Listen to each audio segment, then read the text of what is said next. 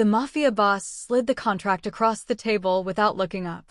The pen followed. He assumed his maid would simply sign where told. After all, what would she understand about legal documents? He froze when she leaned down and whispered in his ear. He had noticed her earlier, the plain uniform, the careful silence, the way she moved like she was trying to disappear. To Min-jun, head of one of the most feared syndicates in the city, Pandora was simply part of the furniture. The private dining room of Orem was his unofficial boardroom, white tablecloths, crystal stemware, and the kind of silence that swallowed secrets whole. Tonight, Andrew had come with a contract and a smile Min-jun didn't yet know was a trap. The pen was already in his hand. He never thought to question what the maid refilling his glass could possibly know about merger clauses and poison pills. He had no idea that Pandora wasn't hiding from poverty. She was hiding from the same world he lived in. And his careless arrogance was about to hand her the one thing she'd lost everything to protect. This is the story of how a powerful man overlooked the most dangerous mind in the room. If you love stories of hidden strength and long overdue justice, hit like and subscribe. Pandora's silence is about to end. Pandora had learned to move like water. Not the rushing kind, not rivers or storms, but the kind that fills a glass so quietly you forget it was ever empty. In the 18 months she had worked within Min-jun's residence, she had perfected the art of presence without existence. She arrived before dawn. She left after dark. And in the hours between, she became the thing powerful men rely on most, someone they never think about. Her real name wasn't on any of his records. The woman listed in his household files was a Maria Delgado from Cebu, a name borrowed from a woman who no longer needed it, a life constructed carefully enough to survive a background check, but shallow enough to invite no further questions. Min-jun had never asked. Men like him rarely did. The help was vetted by someone below him, signed off by someone below that, and delivered to his door already invisible. What none of them knew was that before the uniform, before the silence, before she had learned to keep her eyes at exactly the right level, neither too low to seem suspicious, nor too high to invite attention, Pandora Reeves had spent 11 years dismantling financial crimes that governments couldn't prosecute and corporations prayed would stay buried. She had been good at it. Exceptionally good. Good enough that when she uncovered a 9-figure embezzlement scheme threaded through 4 shell companies across 3 continents, the men responsible hadn't sent lawyers. They had sent a different kind of message entirely. One that arrived at her apartment on a Tuesday and left her with 40 minutes to decide what her life was worth. She had chosen survival. And survival, she discovered, had a very specific uniform. Now her mornings began with pressed linen and scalded fingertips. She memorized the preferences of men who didn't know her name: 2 sugars, no milk, the good scotch only after 10, don't speak unless spoken to, and even then, keep it brief. She cataloged the rhythms of the household the way she once cataloged financial irregularities, methodically, quietly, with the patience of someone who understood that the most important information was always buried in what people stopped noticing. She noticed everything. The tension in Min-jun's jaw when a call came from a number he didn't recognize. The way his second-in-command, Rio, lingered a half-second too long outside closed doors. The subtle shift in the household's energy in the days before a meeting, a tightening, like a wire being wound one turn too many. And she noticed Andruch in the moment he walked through the door. Something in the careful looseness of his smile. The way his eyes moved across the room before his body did, measuring, calculating, the practiced ease of a man who had rehearsed his own entrance. Pandora refilled the water pitcher and said nothing. But she watched. The town car arrived at precisely 7. Min-jun stepped out first, adjusting his cufflinks without breaking stride. The doorman at Orem moved before he could reach for the handle. They always did. Inside, the maitre d' didn't check a reservation. He simply nodded and led the way to the private room in the back, the one with no windows and only one entrance.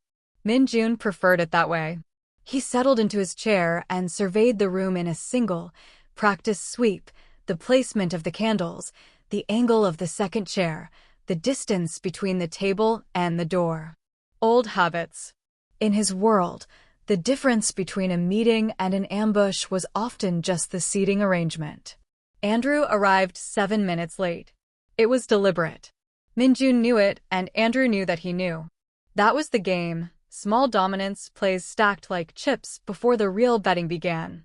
Andrew crossed the room with the easy confidence of a man who had never once been afraid of the dark, which told Minjun everything he needed to know about how little Andrew understood of it. Minjun. He extended his hand with a wide smile. You look well. Andrew. Minjun shook it once. Sit. The pleasantries lasted exactly as long as the appetizers. They spoke about markets, about expansion, about the particular pressures of operating in a city that never stopped demanding more. Andrew was polished, Ivy League edges smoothed over with expensive suits and a laugh calibrated to disarm. He had the kind of face that made people feel trusted without knowing why. Minjun had built an empire by distrusting exactly that kind of face.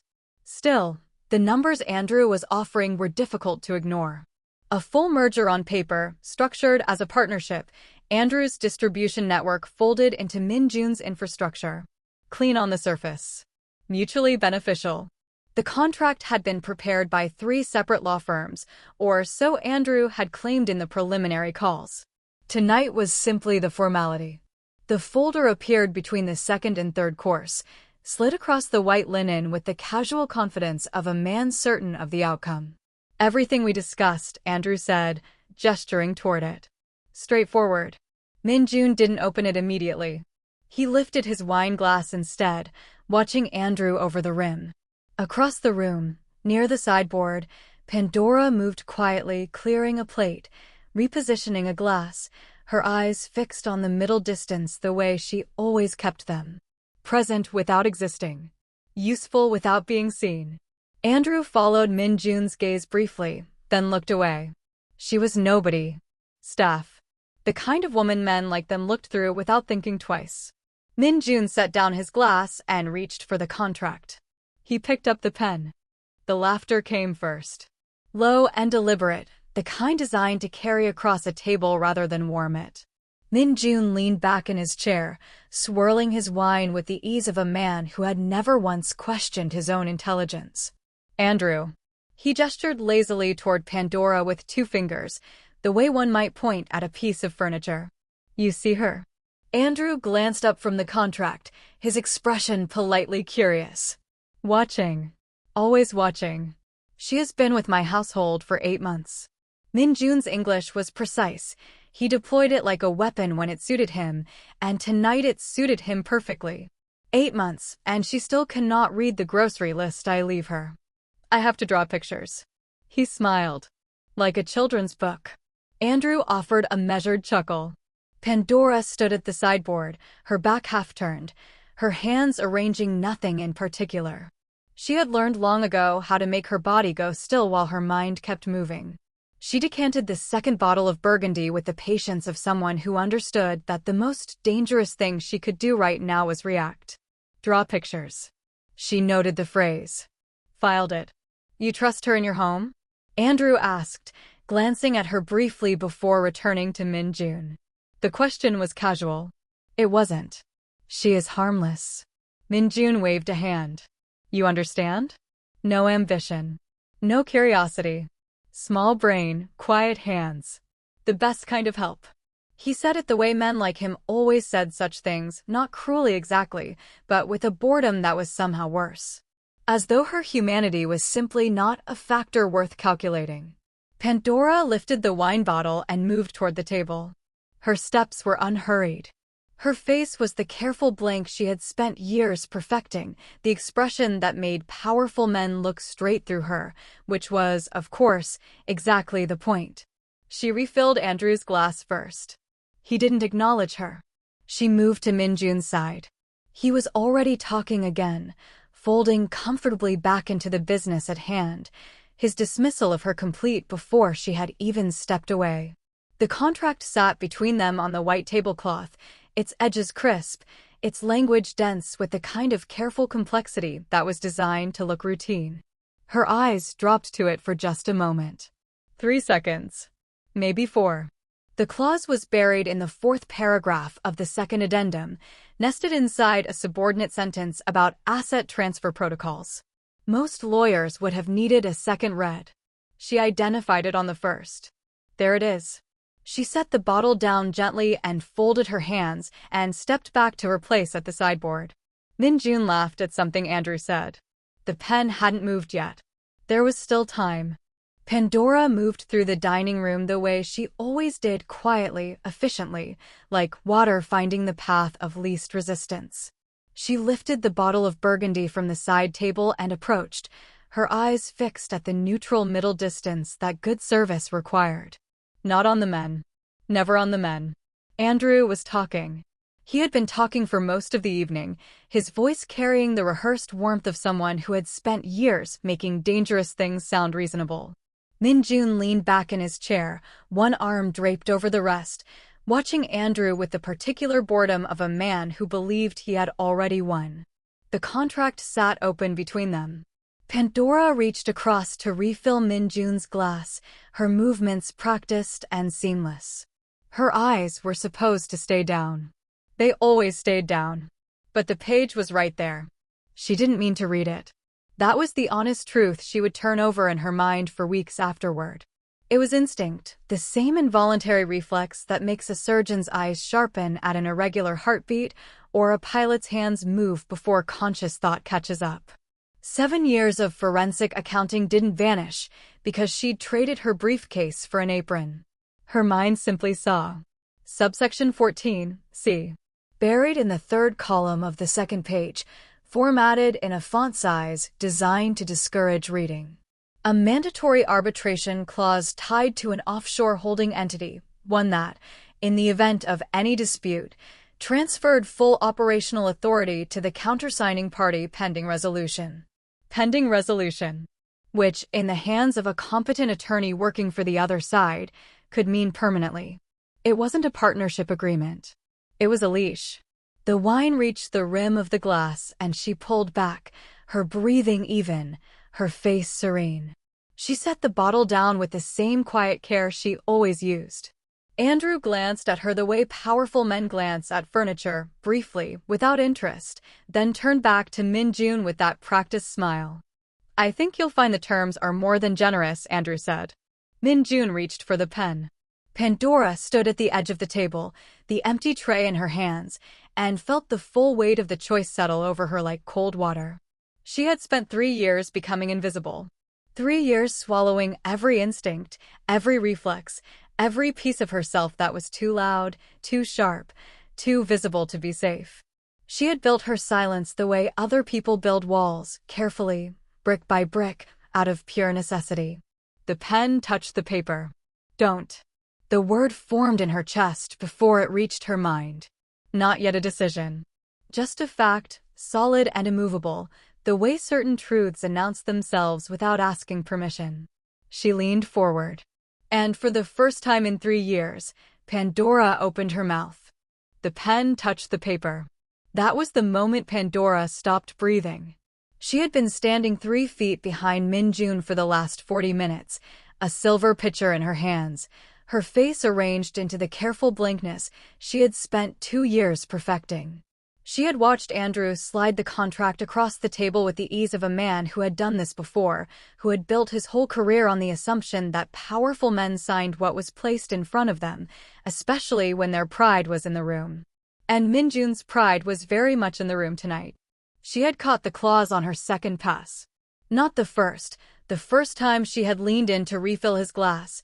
Her eyes had moved across the document out of habit, the same quiet reflex that had once made her the most sought-after forensic analyst in the country. The language was elegant. Deliberately so. Buried inside 3 paragraphs of standard merger boilerplate was a single subordinate clause, a reversion trigger tied to a shell company that didn't exist yet. If Min-jun signed, he wouldn't be entering a partnership. He would be handing Andrew the keys and locking himself outside. She had spent the next 30 minutes arguing with herself. It isn't your business. She refilled Andrew's glass. You are no one here. That is the point. She cleared a bread plate. You survived this long by staying invisible. Don't be stupid. She moved back to her position near the wall and watched the two men laugh about something she wasn't meant to hear. But the pen was touching the paper now. And something older than her fear, something from the woman she used to be, the woman who had sat across from boardrooms full of men like Andrew and dismantled their carefully constructed lies line by line, rose quietly through her chest. Dignity against necessity. That was the calculation. It always was. She crossed the 3 feet of marble floor without deciding to. Her shoes made no sound. She set the pitcher down on the service table in one smooth motion and leaned toward Min-jun the way she had done 100 times before, close, efficient, invisible. Andrew watched her with mild irritation, the way men like him always watched staff who interrupted at the wrong moment. She brought her lips to within an inch of Min-jun's ear. 3 seconds. That was all she allowed herself. Don't sign it. She straightened. Lifted the pitcher. Took 1 step back. The room didn't change. The chandelier still threw its warm light across the tablecloth. The wine still sat dark and still in crystal glasses. Andrew was already opening his mouth to speak, smooth and practiced, the smile already assembling itself. But Min-jun's hand had gone completely still. And the pen had not moved. Min-jun didn't move. The pen was still in his hand, hovering half an inch above the signature line, frozen in the exact moment Pandora's words had reached him. 3 seconds passed. Then 5. The only sound in the room was the distant clink of glassware from the main floor and the soft, almost imperceptible exhale that escaped Andrew's lips. Andrew recovered first. I'm sorry, he let out a short, polished laugh, the kind that men like him kept ready for inconvenient moments. He glanced at Pandora the way one might glance at a chair that had unexpectedly shifted. Did your maid just interrupt a business negotiation? Pandora straightened slowly. She took 1 small step back, resuming the precise, invisible posture she had spent 2 years perfecting. Her hands folded in front of her apron. Her eyes returned to the middle distance, that careful, practiced blankness that said, I am not here. I did not speak. I am furniture. But her heart was hammering so loudly she was certain both men could hear it. Min-jun still hadn't looked at her. He was staring at the contract. At the paragraph his finger now rested beside, the one she had whispered about. His jaw was tight. The kind of tight that, in her 2 years of watching him, meant he was thinking very fast and feeling very dangerous. Andrew leaned forward and reached for the contract with a casual, reclaiming gesture. Min-jun, I apologize for the interruption. Clearly she misunderstood something. These documents are complex and... Don't touch it. Min-jun's voice was quiet. That was the thing about him that had taken Pandora the longest to learn. His volume dropped when his anger rose. Shouting men were predictable. Quiet men like Min-jun were weather systems. You felt the pressure change before anything broke. Andrew's hand stopped mid-reach. Min-jun set the pen down on the tablecloth with the deliberate care of someone deciding not to use it as a weapon. Then, for the first time since Pandora had whispered, he turned and looked at her. Not the way he usually looked at her, through her, past her, registering her presence the way one registers a lamp. He looked at her. Fully. His dark eyes moving across her face with the slow, unsettling precision of a man recalibrating everything he thought he knew. Pandora held his gaze for exactly 1 second longer than a maid should. Then she looked down. Leave us, he said. It wasn't clear which of them he was speaking to. Andrews straightened his jacket and began to protest. Pandora turned quietly toward the service door, her footsteps soundless on the marble floor. Her hands were perfectly still at her sides. But her mind was already 3 moves ahead, calculating, mapping, preparing for the conversation she had always known, in the quietest part of herself, was eventually going to come. Pandora didn't flinch. Andrew's laugh still hung in the air, polished, dismissive, the kind of laugh designed to reduce a person to nothing. She had heard that laugh before. In boardrooms. In depositions. From men who confused a quiet mouth with an empty mind. She straightened slowly, the wine bottle still in her hand, and turned to face Min-jun. Section 14, subsection C, she said. Her voice was low, but it carried the weight of someone who had spent years choosing exactly when to use it. The revenue-sharing threshold resets to 0 upon any change in operational leadership. Your signature tonight would legally classify as a voluntary transfer of directorial authority. She paused. You wouldn't be signing a partnership agreement. You'd be signing your own removal. The room went still. Min Jun's eyes moved from her face to the document, then back again. Something shifted behind them, not anger, not yet. Something closer to recalibration. Andrew set down his glass. The smile hadn't disappeared, but it had tightened at the edges. She's a maid, he said, directing the words at Min Jun as though Pandora weren't standing 3 feet away. She pours wine. Whatever she thinks she read. She read it correctly. Min Jun's voice was quiet. Absolute. He pulled the contract toward him, found the page, and ran one finger down the column of dense text until it stopped. His jaw tightened almost imperceptibly. In the years Pandora had watched him conduct business across that table, she had never seen him caught off guard. Not once. But there it was, a fraction of a second where the invincible facade cracked, and something human looked out. He looked up at her. How do you know this language? I used to speak it professionally, she said simply. She didn't elaborate. She didn't need to. The clause was already damning on its own, and the man across the table from him was already reaching for his own composure and finding it missing. Andrew's fingers had moved instinctively toward the contract, not to review it, but to reclaim it, and that single reflex told Min Jun everything the fine print had only implied. Sit down, Andrew. Min Jun didn't raise his voice. He never did when he was most dangerous. Pandora stepped back toward the sideboard, resuming her position with the same practiced stillness she had worn all evening. But something had changed in the architecture of the room. The hierarchy that had felt immovable 20 minutes ago had quietly, irreversibly shifted. Andrew was now the one shrinking into his chair. Min Jun was now the one studying Pandora, not with amusement, not with contempt, but with the slow, deliberate attention he reserved for things that had just proven their value. She kept her eyes forward and her expression neutral. But for the first time in 3 years, she didn't feel invisible. She felt seen. Andrew's composure cracked first.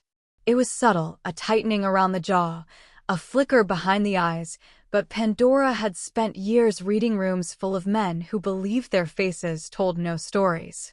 She saw it the moment Min Jun set the contract aside and folded his hands on the table. The silence that followed was the kind that had weight. There seems to be a misunderstanding, Andrew said smoothly, reaching for the document. Perhaps your staff misread. She didn't misread anything. Min Jun's voice was quiet. That was always the warning. The loud moments were theater. The quiet ones were final. Andrew's hand stopped moving.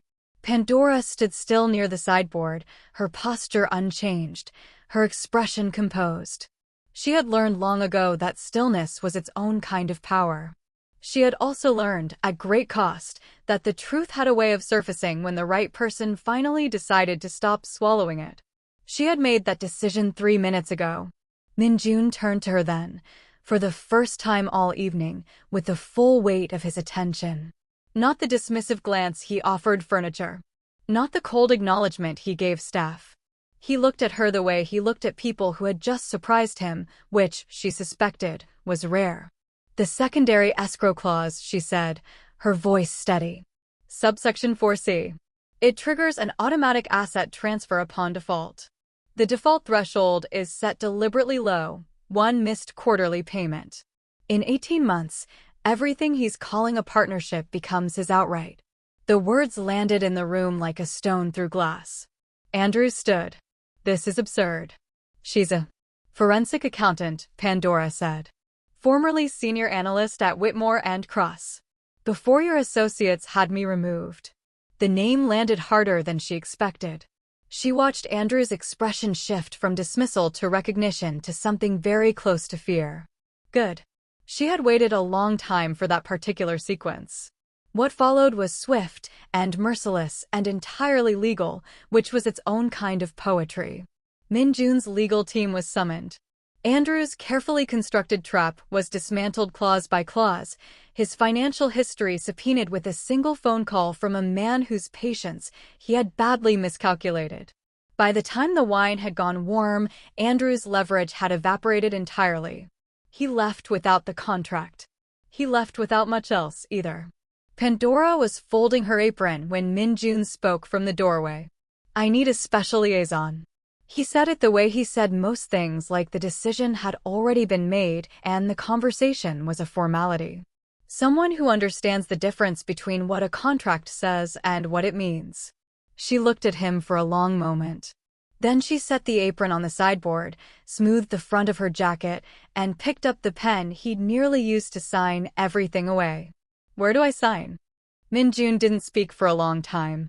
The silence that followed Andrew's escorted exit was a different kind of silence than the one Pandora had lived in for 3 years.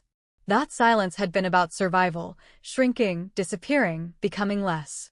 This one was something else entirely. It had weight. It had attention in it. He was looking at her the way people look at a painting they've walked past 100 times and only just now actually seen. Pandora set the wine bottle down carefully. Old habits. She was already calculating the distance to the door, already rehearsing the quiet exit, already preparing to fold herself back into invisibility. It was what she knew. It was what had kept her alive. "Sit down," he said. She didn't move. "I'm not asking you to pour anything." His voice was quieter than she'd ever heard it. The hard edge that usually lived there, the one that made grown men step back, had been replaced by something she couldn't immediately name. Curiosity, maybe? Or the particular stillness of a man recalibrating everything he thought he understood about a room he believed he controlled. She sat. He slid the contract across the table toward her, the real one, the version Andrew had tried to bury under 3 layers of legalese and manufactured goodwill. "Tell me what else I missed." And, just like that, something shifted. Not dramatically. Not with fanfare. It was quiet, the way the most permanent changes always are. Pandora looked down at the document and felt something she hadn't allowed herself to feel in years, the clean, certain confidence of knowing exactly what she was looking at. No performance. No pretending. Just competence, unhidden for the first time in longer than she cared to count. She walked him through it. The shell clause on page 7. The dormant arbitration trigger buried in the appendix. The signature line that would have legally transferred controlling interest within 90 days, dressed up as a routine partnership provision. She spoke plainly, without apology, in the language of someone who had once sat at tables like this one, not to serve, but to advise. Min-jun listened without interrupting. That, she realized, was rarer than anything else he could have offered her. When she finished, he leaned back and studied her for a moment with those unreadable eyes. "You've been wasted," he said finally. It wasn't an apology. It wasn't quite a compliment. It was simply a man stating a fact he was only now confronting. Pandora thought about the hallway outside his office. The supply closet where she kept her things. The 3 years of practiced smallness. "Yes," she said. "I have been." He nodded once, slowly, and pushed a legal pad across the table toward her. "Then let's stop wasting time." She picked up the pen, and this time, she was the one deciding what would be written. Pandora became the woman she was hiding. Don't forget to like and subscribe to our YouTube channel to get more intriguing stories like this.